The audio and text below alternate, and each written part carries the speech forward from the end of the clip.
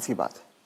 तो अब जो आदमी 75 का हो गया, उसने खुद अपनी लंबी उम्र की तैयारी ही नहीं करी, और जब उसने कोई तैयारी खुद नहीं करी है तो उसका परिवार या उसके समाज उनको कैसे तैयारी, वो कैसे तैयारी करेंगे? तो आपका ये कहने का मतलब है कि पहले तो शायद वो 60 साल तक जीता तो बहुत बड़ी बात थी, तो जब तक वो कमा रहा था वो जी रहा था, अब वो 80 साल तक जी रहा है। तो इसके जो परिणाम है वो भी इकोनॉमिक एंगल मुझे समझाइए।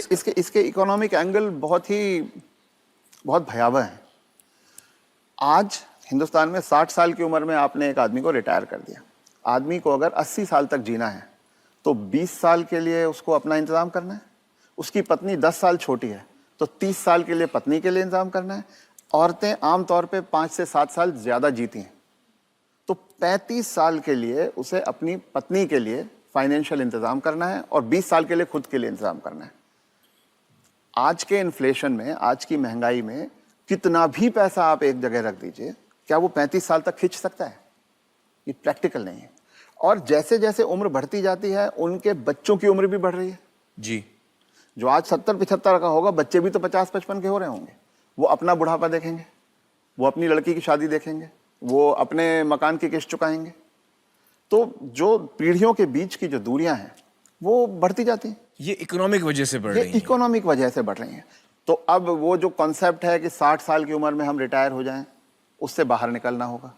जब तक शरीर साथ देता है काम करते रहना है और 2 पैसे कमाते रहना है जी। कुछ करके किसी तरह से अपनी आर्थिक स्वतंत्रता को कायम रखना चाहिए, जितने ज्यादा से ज्यादा समय तक हम रख सकते हैं। अपने आप को वोकल रखना भी बहुत ज्यादा जरूरी है। अगर मेरी परवाह मेरे परिवार वाले नहीं कर रहे हैं और अगर अड़ोसी पड़ोसी इस बात को जान जाएं तो कोई भी बुजुर्ग कभी भी किसी परेशानी का सामना नहीं करता, क्योंकि तो चुप ना रहें। चुप रथ ना साहब रहें। ये कह रहे हैं कि चुप ना रहें। अगर आपके बच्चे आपके साथ व्यवहार ठीक नहीं कर रहे हैं सबको बताएं। तो आप सबको बताएं। जी। रथ साहब, बहुत सारे जो बुजुर्ग हैं हमारे समाज में, उन पे प्रेशर आता है बच्चों की तरफ से कि आपकी जो जायदाद है या जो घर है या जो प्रॉपर्टी है, जो कुछ भी आपके पास है, वो आप हमारे नाम कर दें। इस पे आप कुछ टिप्पणी देना चाहेंगे?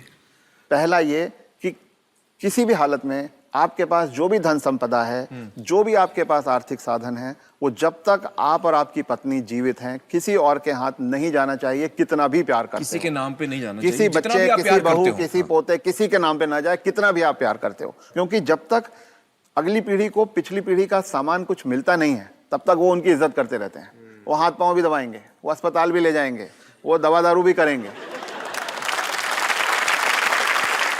और वो ही माँ बाप सबसे ज्यादा सफर करते हैं जो अपने प्यार के कारण उमड़ते चले जाते हैं। मेरा बेटा, मेरी बेटी, मेरी बहू, मेरा पोता, जो ये मेरा मेरा करना जिसने शुरू किया, बस वहीं से उनके दुर्गति के दिन शुरू हो जाते हैं।